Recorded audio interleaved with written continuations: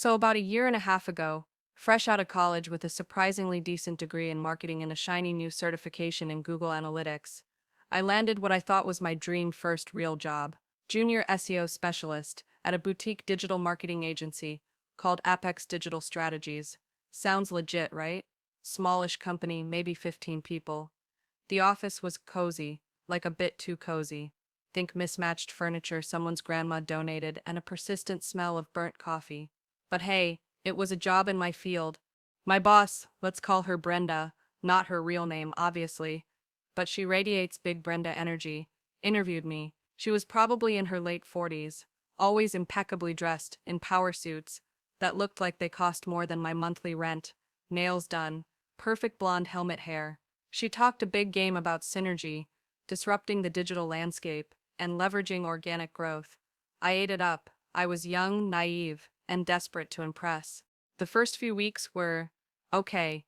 I was learning their systems, doing keyword research, some basic on-page optimization for a couple of small clients. The senior SEO guy, Mark, was actually pretty cool and showed me the ropes. He was quiet, always looked stressed, but knew his stuff. Then the weirdness started.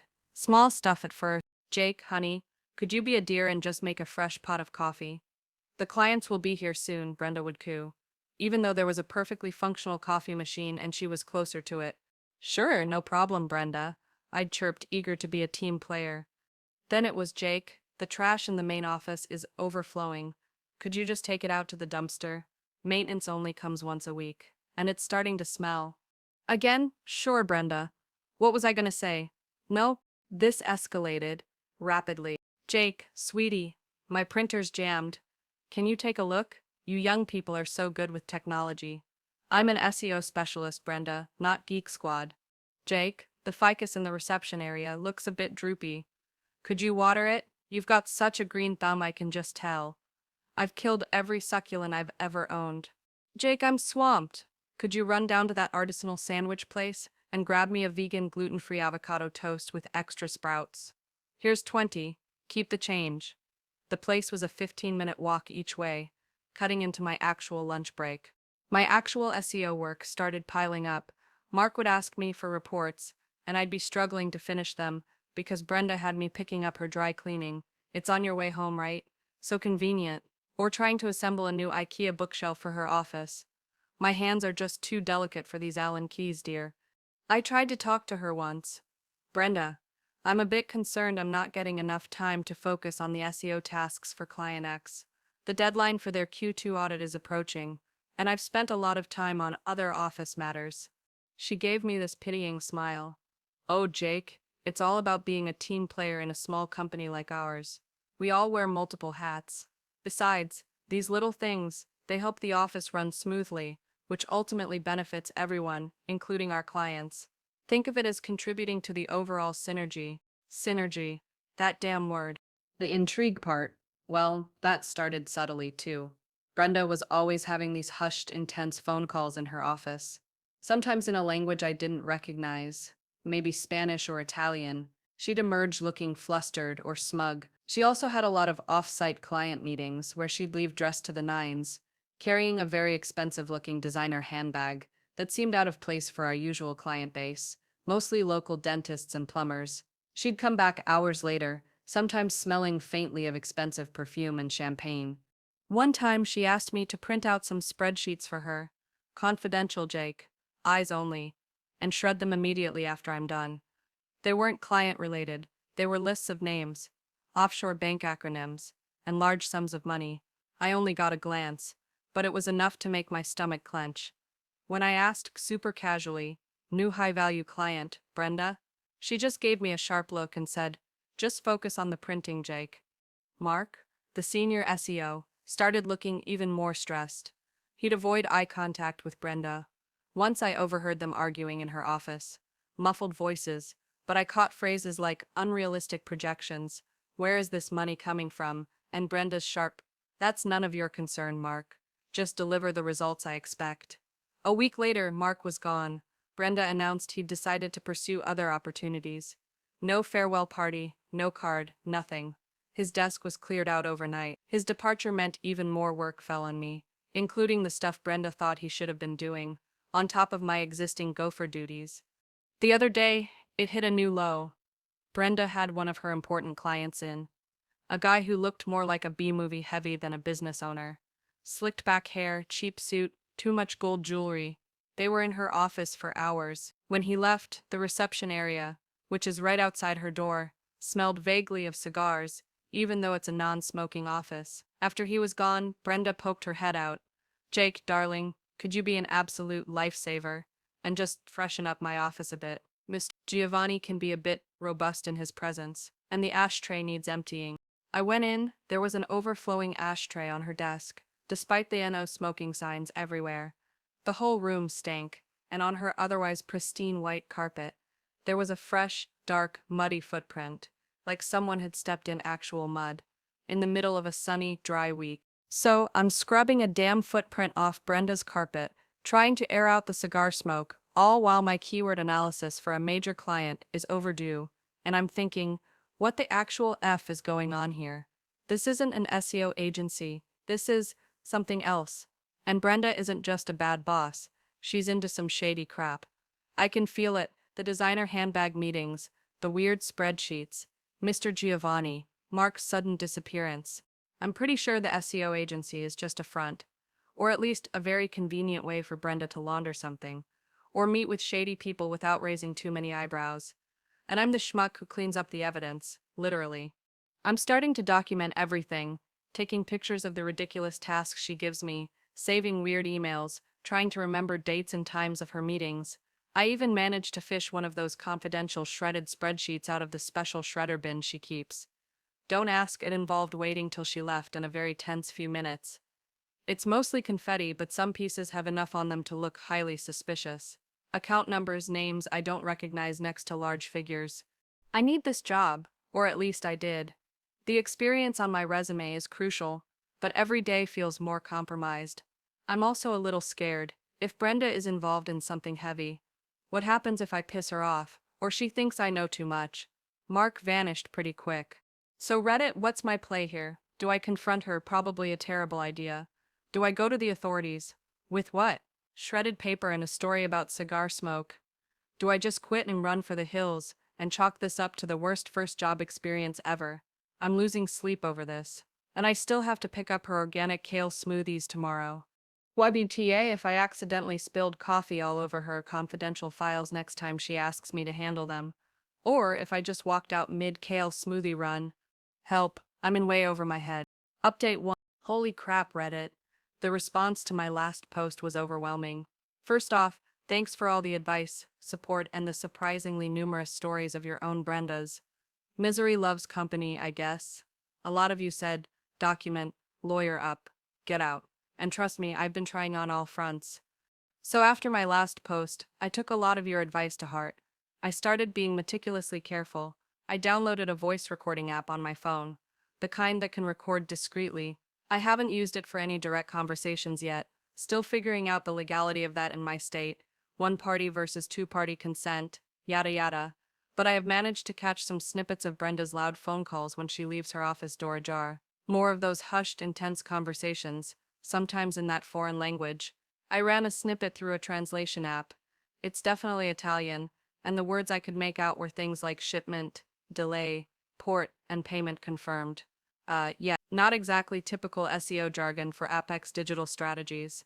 The kale smoothie run happened. I didn't spill it, I was too chicken. But Brenda was different. She was almost jumpy. She kept glancing at me when she thought I wasn't looking. Paranoia, or did she somehow sense my internal freaking outedness? The big development this week, though, involves a new client and a very strange request. Brenda called me into her office on Tuesday. "Jake, I have a very important, very discreet project for you. It's for a new high-profile client, Mr. Smith. Real original, Brenda. He needs a competitor analysis, but a very deep dive. I want you to find everything you can on this list of companies." She slides a piece of paper across the desk. It's not our usual competitor research. These aren't businesses, they're names of individuals. Some of them sound vaguely familiar, like I've seen them in the news, but not in a good way, like local politicians with whispers of scandal, a couple of journalists known for investigative pieces. even a DA from a neighboring county. Brenda, I said, trying to keep my voice even. This isn't really SEO competitor research. These are people. What kind of analysis are we talking about? She gave me that razor-sharp smile. Oh, Jake, their digital footprint, social media, any public records, news mentions, associations. Just get a feel for their online presence. Be thorough, and this stays strictly between us. Mr. Smith values privacy above all else. My blood ran cold. This felt really wrong, like PI wrong, or opposition research wrong. Definitely not Epic's digital strategies catalog of services wrong. I stalled. Okay, I can look into their public profiles, but I'm not sure what SEO value this provides. Don't worry about the SEO value, Jake, she purred. Just gather the information. It's market research.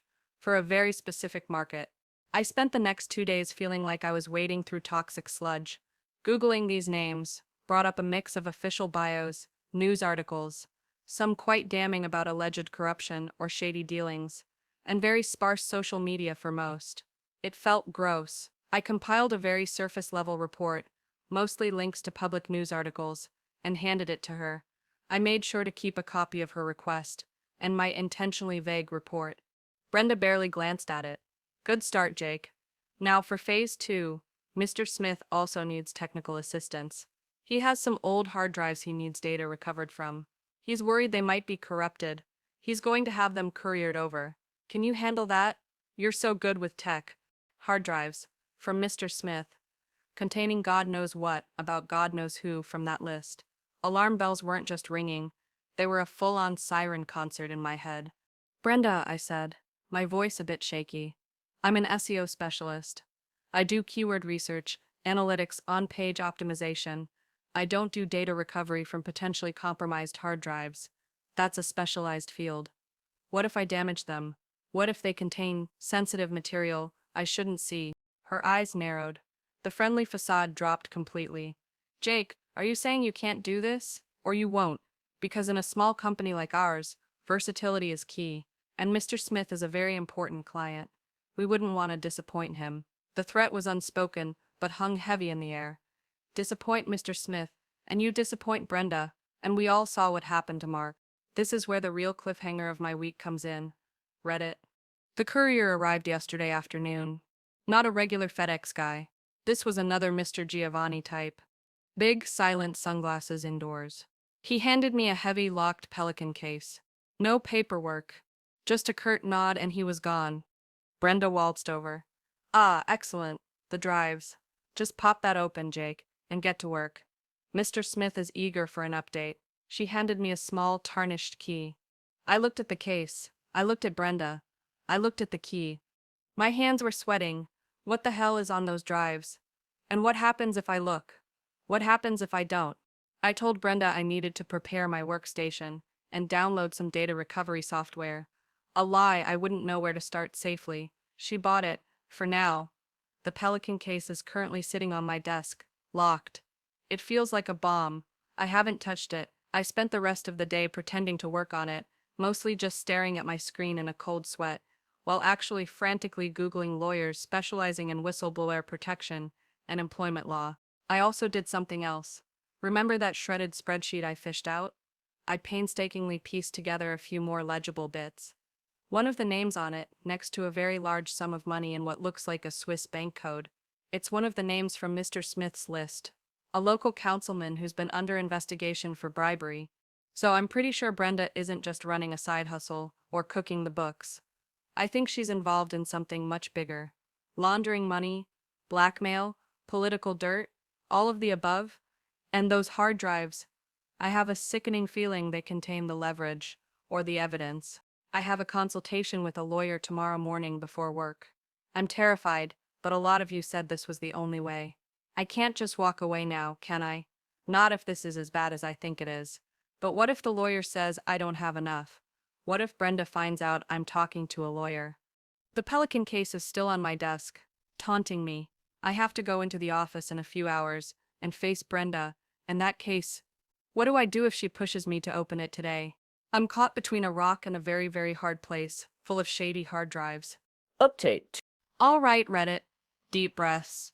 This is probably my last update on this whole insane saga, unless something truly bizarre happens, which at this point I wouldn't rule out. It's been the craziest 2 weeks of my life. So, after my last post, where I was staring down a locked Pelican case full of potential doom, I met the lawyer.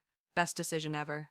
She was amazing, sharp, no nonsense, and actually listened. I laid out everything, the gopher tasks, Brenda's weird meetings, the hushed Italian phone calls about shipments, the Mr. Smith list of individuals, the hard drives, the shredded spreadsheet I'd partially reconstructed.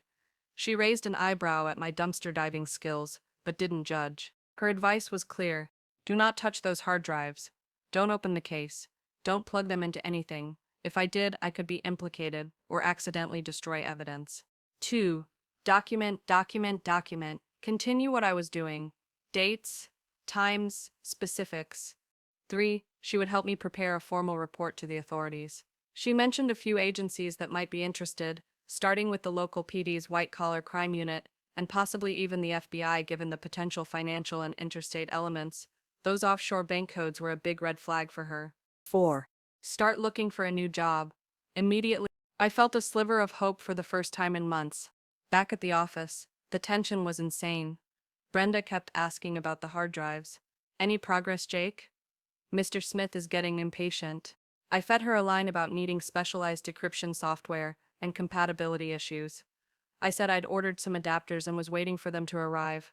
I researched data recovery services and gave her some fake quotes for professional recovery, saying it was beyond my skill set to do it without risking the data. It's very delicate, Brenda. One wrong move and it could all be wiped. We wouldn't want that, would we? She scowled but seemed to buy it, or at least she didn't have an immediate comeback. The Pelican case remained my unwelcome desk buddy. Meanwhile, I was job hunting like a maniac. Applied to everything remotely relevant, and I kept feeding my lawyer info. I even managed to very carefully, when Brenda was at one of her off-site meetings, get a quick photo of the label on the Pelican case. It had a tiny, almost invisible serial number, and a logo I didn't recognize. Sent it to my lawyer. The break came unexpectedly, and not from me. Last Wednesday, I came into work. The office was quiet. Too quiet.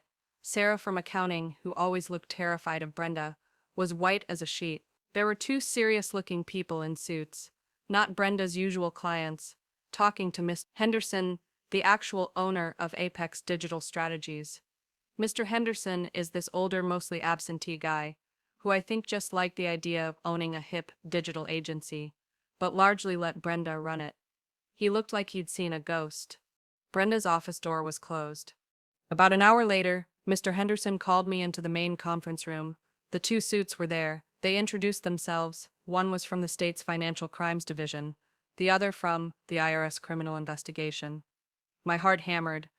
They already knew a lot. Apparently, someone else had blown the whistle. My lawyer later guessed it was probably Mark, the senior SEO who disappeared. He'd likely been gathering his own evidence for a while. Or maybe one of Brenda's associates had flipped. They didn't say. They asked me questions for about 2 hours. I told them everything, showed them my documentation, the reconstructed spreadsheet bits, the list for Mr. Smith. I told them about the Pelican case. Their eyes lit up at that. They asked where it was. I pointed to my desk. One of them went and got it. They had a master key or something because they opened it right there. It was full of USB drives and a few older-looking portable hard drives. No cash, no drugs, just data. But one of the agents plugged one of the USBs into a secure laptop they'd brought, and his eyebrows shot up. He muttered something to his partner about ledger copies and offshore transfers. Then they asked me about Brenda's current whereabouts. Apparently, she hadn't shown up for work. They'd tried her cell. No answer. Turns out Brenda had skipped town, or was trying to. The day before, my lawyer, acting on the info I'd given her, especially about the Italian calls and shipments, had discreetly tipped off the authorities that Brenda might be a flight risk, especially if she got wind that anyone was looking into her. It seems the investigation was already quietly underway from Mark's or whoever's initial report, and my info just accelerated things and added new dimensions. The investigators had put a flag on her passport. She tried to board a flight to Zurich from a neighboring state's airport that morning. They picked her up at the gate. Apparently, her expensive designer handbag was stuffed with cash and a few burner phones. Classic. The aftermath. Apex Digital Strategies is, well, it's a mess. Mr. Henderson is cooperating fully with the investigation. He claims he had no idea the extent of Brenda's extracurricular activities. I have my doubts, but that's for the investigators to figure out. He looked genuinely shocked when they laid out how Brenda was using the company as a front for a pretty sophisticated money laundering operation for some very unsavory characters. Hello, Mr. Giovanni and Mr. Smith, who was indeed the corrupt councilman. She was also running various blackmail schemes, using info gleaned from those data recovery jobs, and her competitor research on individuals. The shipments were likely related to illicit goods that generated the cash she was laundering. My role? I'm a witness. I've given official statements. My lawyer is handling everything, ensuring I'm protected. It's stressful, but also a massive relief. Mr. Henderson actually apologized to me. He offered me a raise and Mark's old job as senior SEO, once the dust settles. He said I showed integrity and resilience. I thanked him, and then I gave him my 2 weeks' notice. No way was I staying. The whole place felt tainted. Plus, the thought of trying to do actual SEO work while IRS agents are carting away computers is not my idea of a good time. The good news: all that frantic job searching paid off. I had 2 interviews last week, and one of them came through with an offer yesterday. It's at a bigger, much more established marketing firm, proper HR department, clear job roles, and I checked their coffee machine is clean and nobody expects the SEO guys to be janitors. The pay is better too. I start in 3 weeks. So yeah, my first real job was a baptism by fire. Alright. I went from keyword research to potential accomplice in an international crime ring in just over a year. It's gonna be one hell of an answer to tell me about a challenging situation you faced at your last job in future interviews. Maybe I'll tone it down a bit. Thanks, Reddit, for listening to my rants and giving me the push I needed to seek legal counsel and start documenting. You guys might have literally saved me from getting dragged into something even worse.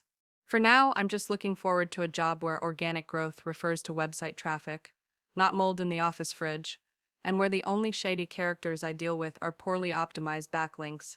Peace out, and always trust your gut when your boss asks you to water the plants and recover data from mysterious hard drives.